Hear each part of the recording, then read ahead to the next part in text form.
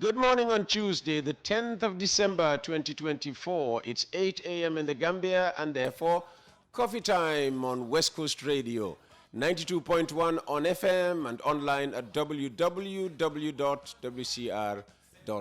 Thanks for joining us. Coffee time is brought to you in association with partners led by TAF Africa Global, Bloombank Africa, Easy Financial Services, Global Properties, the Gambia Experience, WAVE, the U.S. Poultry and Egg Export Council, and GAM Food Trading. Did you know service plots are now available at Baki? Welcome to Baki, Taft City's fourth residential estate. Yes, service plots available at Baki with 3 years interest-free payment plan with a minimum deposit of only $94,000, and it will come with fence plot, water reticulation, electricity, solar street lights, and bituminized internal roads. Are you ready to build your dream home for yourself? Call us now. And coming up over the next 2 hours, they market the Gambia as a great beach holiday destination and offer the widest choice of year-round flying to Banjul from the UK. It's been 35 years and counting since the Gambia Experience launched its business here. At 8:30, I'll be hosting some of the company's leaders to tell us more about their operations. At 9 o'clock, it will be the Minister of Information to reflect on President Barrow's just concluded Meet the People tour and deal with other governance issues. And as soon as Dr. Cisse leaves, by 9:30, we will welcome the Commissioner General of the Revenue Authority. BB Dabo has just returned from an educational trip to Rwanda as the GRA seeks to broaden the tax base. He'll discuss some of the benefits of the trip, but more importantly, it's the end of 2024, so we'll reflect on another tax year. Now, it will be 10 o'clock or after by the time I say goodbye to the GRA boss, and normally I would also be saying goodbye to you. But not today, because last Tuesday or Wednesday marked 8 years since the famous slogan Gambia has decided was coined in defiance of the tyrant Yahya Jammeh, who didn't want to leave office after being defeated in the 2016 presidential election. Lawyer and activist Saliu Tal will join me in what I call extra time to reflect on that monumental decision by the Gambian electorate nearly a decade ago. And I'll be asking whether aspiration has turned into reality. Also on the program, unrest at the country's premier institution of learning. Alhaji Barrow's essay attacks the seeming lack of shame of some of our public officials, especially the politicians. Shola Mahoney brings his podcast year to a close, and my conversation with former Vice President Bakari BB Dabo continues. Plus, of course, the newspaper headlines. We always, of course, welcome your comments on anything heard on the program or questions for our guests. So if you'd like to get in touch, from wherever this morning, we are on 7711599 and 9910959 for regular text messages. WhatsApps can be addressed to +220 9232 333. Get messaging, get WhatsApping. Looking for an establishment where value for money and unrivaled services with admirable turnaround time is guaranteed? The Port of Banjul is the perfect place for you. A vital gateway for trade offering connections to numerous global destinations. With improved infrastructure combined with a flexible tariff, the Port of Banjul remains a vital node in maritime trade. Along with its dedicated workforce, efficient service delivery, technology-inspired innovation, and an impressive record in handling all type of cargo, the Port of Banjul is also widely acknowledged as one of the safest ports on the continent with no history of piracy. As a major player in the region's maritime trade, accounting for 90% of all imports and exports, we are more than just a transit point, but a vital cog in the global trade sphere. Come experience a hassle-free fast customs clearance inspired by our simplified trade documentation procedures, safe and efficient cargo and vessel handling. The Port of Banjul offers prompt, reliable and value for money service, and customer satisfaction is guaranteed. Let's start this Newspaper review with the point. UDP is not a Mandinka party. Dabo says tribalism has no space in politics. NAWEC sacks Treasury Manager and suspends Finance Director. UTG students demand immediate resumption of academic activities. World Bank approves $30 million to enhance the Gambia's productivity. GRA empowers 25 staff in 7th edition of Revenue Laws training, and Trust Bank extends benevolence to Tanka Tanka and Bundung Maternal and Child Health Hospitals. Next was going to be Foraya, but we haven't received our copy of Foraya yet. So we'll move on to the Voices front page. Barrow's government misconstrues development needs of Gambians, claims Dabo. I funded UDP during my 20 years in the party, claims Barrow. $30 million IDA budget support to enhance productivity and improve economic governance in the Gambia.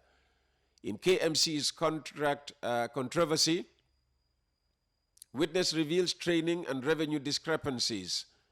UTG Student Union demands functional administrative engagement. GPF and IGP Toure crowned best in West Africa, and former councillor disputes claims of involvement in KMC market exercise payment. And finally, this Tuesday, the Standard. GRA meets $19 billion revenue target. Barrow rebuts Dabo. UTG students go on strike again. NHRC unveils recommendations on draft constitution. National Assembly members increase penalty for assault on police to 5 years in prison. Gambian appointed UN rep at IFSW, and University of the Gambia and Comium forge strategic partnership. And that was your first look at Tuesday's Tuesday's newspaper front pages. We thank the editors and reporters of The Point, The Voice, and The Standard. Kamamana Diwalan Bos Bisi Jang Lamin Bas Trust Bank Lamin Branch. The Bip Nana Buru mobile app the Trust Bank. The Jaga mobile app the collect smartphone. You don't download mobile app the Tulkumaka. Nali Udun Tabina Kadu activity is the bank. Nale Punu cash for in a mobile app, and now done cash for the mobile app. Nale credit top up in a mobile app, credit top up. Unjari and the Kalagal salary advance attached to press. Container the theatre press the mobile app. Yadu ATM Duanan, ATM the Banjul Deposit, branches all over. Yadula, Kapuran salary advance this one year will be Rangirman Bankma, because of waste the time. Time is precious. Time is money. Baba Baja, time is money. So salary advance, one year will be bank. Don't apply to mobile app, right? It don't tap. Utan dulang bayar bu, dia perlu dulu ATM. Arkel ATM dia ada, Banjul terpaksa. Pernah salar advance. Jangan kemana naga salar advance. Di mobile app ni sambil mobile app Trust Bank. Now the Gambia's economic woes, and among these are dwindling foreign exchange reserves, low exports, high inflation, are nothing new. What is surprising is how the government seems unable to rein in the crisis and what it blames it for. We still occasionally hear COVID-19 being held responsible. Well, a child of COVID-19, if you like, simply because it came into being at the outbreak of the pandemic, is offering itself as a panacea to our nation's woes, not just the economic malaise.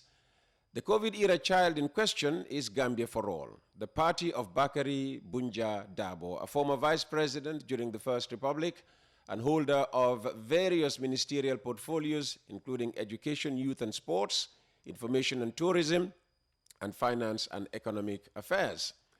I ran into Alhaji BB Dabo last Friday at the Bakadaji Hotel, and thanks to owner Bunanjai and a very competent and kind marketing team led by Fatu Banja, and Mr. Barry, sorry, I missed the first name, Barry, we conducted our interview out in the open in the beautiful hotel garden overlooking a tempting pool. And credit to both me and Alhaji Bibi for resisting the temptation to go for a dip. Anyway, I explained yesterday that we had such an interesting but long interview, it can't all fit in one coffee time program. So what we have done is to break it up into 5 unequal parts to play every day from Monday to Friday before uploading the full interview on YouTube on Saturday. Yesterday, you heard BB's frank opinion on the 2025 budget, as well as the Constitution of the Gambia proposed by the Barrow government. Although he praised the authorities for the stated aims of their revenue estimates, he couldn't help pointing out what he termed the disconnect between the allocation proposals and the stated policy objectives. As for the proposed constitution, well, I can't remember anything positive he had to say about the draft. So we're moving on this morning, and in today's excerpt, Alhaji BB Dabo tells us about the genesis and purpose of Gambia For All. Thank you very much, Peter, and thank you for inviting me on the program, and also for doing me this great honor of receiving me in this grand setting. I appreciate it very much. I use the occasion, if you allow me, to extend greetings to your distinguished listeners. Thank you. Wherever they are. And viewers, we are now also being seen. And viewers, precisely, and viewers. There's a lot to talk about in the Gambia. We are bedeviled by so many problems: inflation, rising cost of living, shortage of foreign currency, and. But let's start with the party that you have formed in recent years, the Gambia For All party. What was the motivation for coming up with Gambia For All? People would say, well, he could have joined UDP, he could have joined DOI, he could have joined any of the other opposition parties that were already there. Or even your former party, PPP. That's right. Yes, that would be a reasonable, I would say, legitimate question, if one were to ask me that question. Yes, our party, Gambia For All, was launched in 2020. By then, there were no less than 14, 15 existing parties, and we weren't oblivious of that fact. But the point really was that I think those of us who were involved in setting up our own party, we had taken quite a good look at the existing parties that were in the country, both in the government and even outside the opposition. I think we were not overly impressed, let me put it this way, by not only their founding principles, but also their vision for the country, and as well as the way their parties are run. And that's really what led us to the conclusion that it's better for us to start our own party, not only to best articulate the vision that we have, but also to run the party in the way we think political parties should be run. That is the main reason why we came up with the party, and as I said, it was launched in 2020 February. Yes. And we have seen a lot of parties that are more or less confined to the greater Banjul area. And I think it is a requirement that parties have to have a national character. I think that is the expression used. Does GFA have a national character? Does it have a presence in all the districts and divisions of the country? Yes, that Sorry, I should say region. I'm still living in the past. No, that's okay. That's okay. It's a way of describing a unit. Now, yes, I'm aware that the present law regulating political parties requires political parties to have a presence in all the administrative units, so call them regions or divisions, whatever it is. But apart from the need to comply with that requirement, we ourselves, that form part of our ideal of a national political party. We are very keen right from the word go to give a national character to our party, as in a way exemplified by the very choice of the name for our party. I remember at the time I was involved in a subcommittee which were looking at names to propose to the Congress. And the name Gambia For All seems to suit very much our ideal of what a political party in our prevailing conditions should be like. All the more so because at the time, one of the great weaknesses of our country and our society has been the rise in polarization of our society into religious constituencies, ethnic constituencies, and geographical constituencies. So we thought this will be one of the challenges that anybody put in charge of the running this country should face. And we think the beginning should be, even if for symbolic reasons, choose a name which conveys this ambition of ours. And indeed, since setting up, since our launch of it, we have lost no time in touching base all over the country. And I'm happy to say that within a fairly short time, we managed to set up structures throughout the 53 constituencies into which the national territory is divided. We've gone more than that, as outlined in our party constitution. Our party is structured into what we call areas.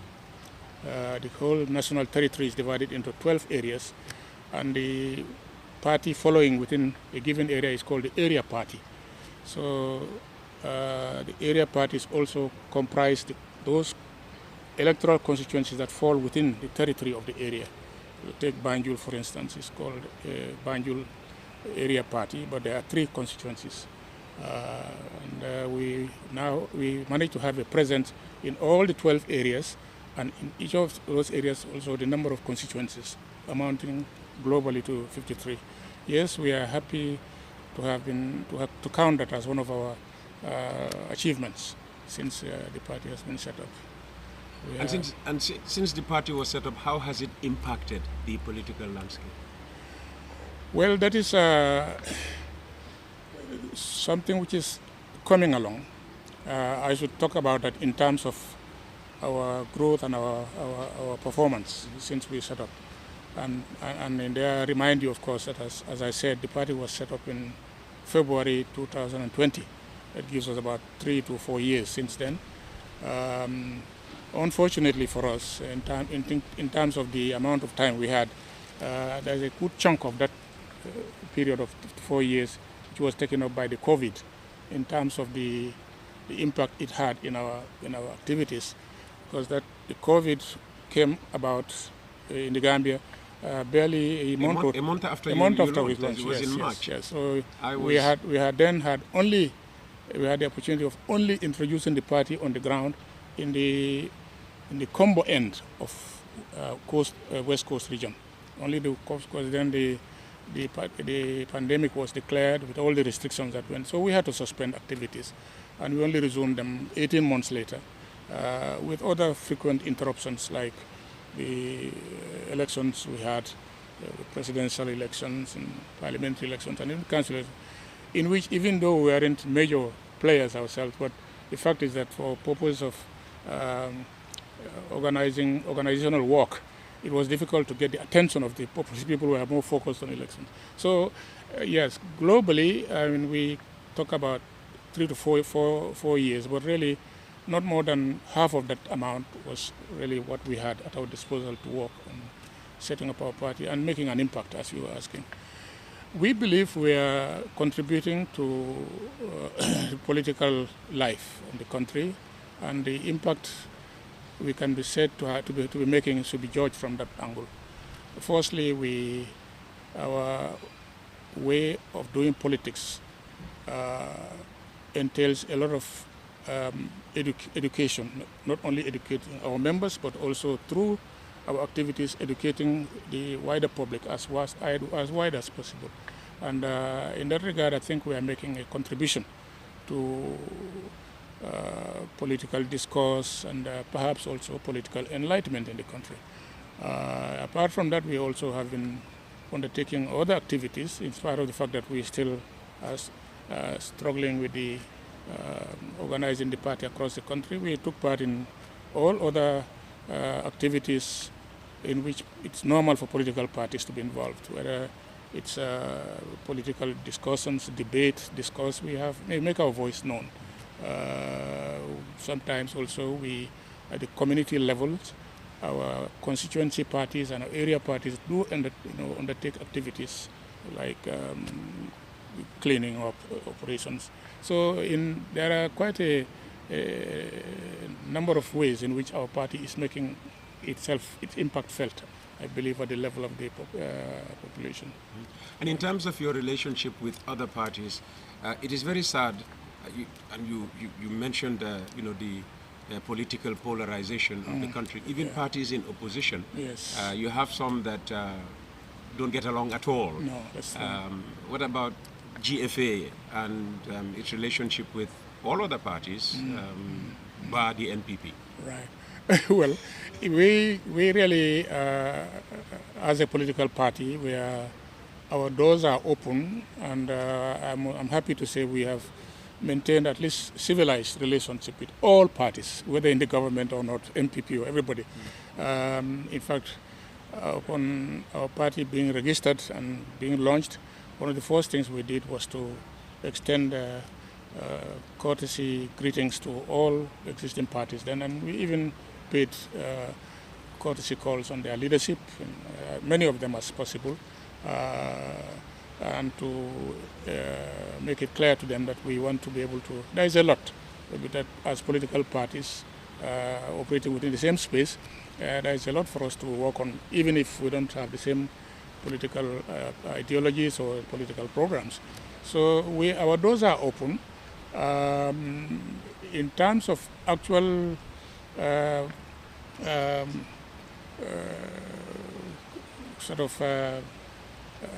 bringing us close, there is not much that has taken place at the bilateral level. On the global level, through this mechanism called the Inter-Party Committee, there is some degree of collaboration over specific issues relating to particularly government and opposition party relationship. We do consult a lot on that kind of thing.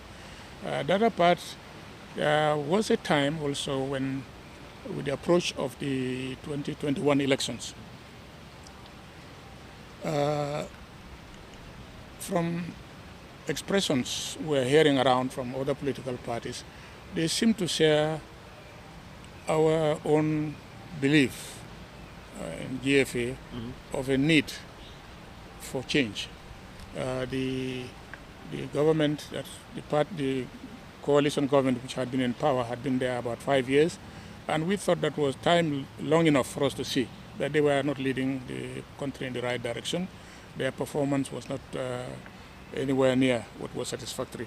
And this was the kind of evaluation or assessment we were hearing from around. So nearer 2021, our party took a leading role in attempts to try to then get as many of opposition parties as possible to say, at least we have a small platform on which we can agree the need for removing this government and give a chance to another government which we hope will set the country in the right direction. A lot of effort was put in by my party together with the other parties. Unfortunately, we didn't succeed. Not that the idea or the principle of coalition was challenged by anybody. We had about 13, 14 parties we used to meet, but it floundered over the issue of who should be adopted as the candidate for all of us. We tried on that issue. My party took the position of really being more of a mediator and moderator, because we didn't really think that the issue should be approached in the way some of the others were looking at it. But try as much as we can, we couldn't. And but still, through our own convictions of the need for the maximum number of opposition forces to come together to create a chance for removing the country from a government which has proved itself to be on the wrong path, we then looked around for which political parties we think have the kind of broad following behind, to see if we can add what little support we have to their support by desisting. We voluntarily desisted from contesting it, but pledged our support, our votes, our members to any of the two of these two parties. We considered them very seriously, but in the end, for very strong reasons, we came out to say that the UDP was the party that. So it was on that basis that we desisted from contesting the elections in favor of the candidature of the candidate selected by the UDP. That was also kind of a measure of kind of relationship or collaboration we have had with other political parties. Well, we have elections in 2 years' time, and I suppose this time the party will aim to put up a candidate. How is GFA preparing for 2026? Well, that's really our agenda from on a day-to-day basis. Unfortunately, we still have some way to go. As I told you, we had succeeded following the launch of the party, in spite of the disruptions caused by the COVID and other developments. We still managed to cover the whole country in terms of setting up our structures. And we have also maintained a fairly regular program of contacts with the. But the Congress of our party in 2022 was the first occasion we had to do some evaluation. And one of the conclusions we came to was that yes, it was good that we have had quite a good spread, but a number of our structures need to be revisited in terms of renewing membership, one thing, and even sometimes effecting some changes to their institutional structure. So this became a major program for us since the last Congress, and this is what we have been doing. We have covered a lot of ground in that regard, but we still have something to complete. We believe that after that would have been done, we will have our Congress and evaluate the situation of the party in the country generally, and it's following all that question of a decision to compete or not to compete will arise, because we are Democrats at heart. So going to elections and losing elections is not really what puts us off. But of course, we also don't want to go in without the necessary kind of preparation of the ground. So yes, we likely compete, but the decision has to be taken at a later stage.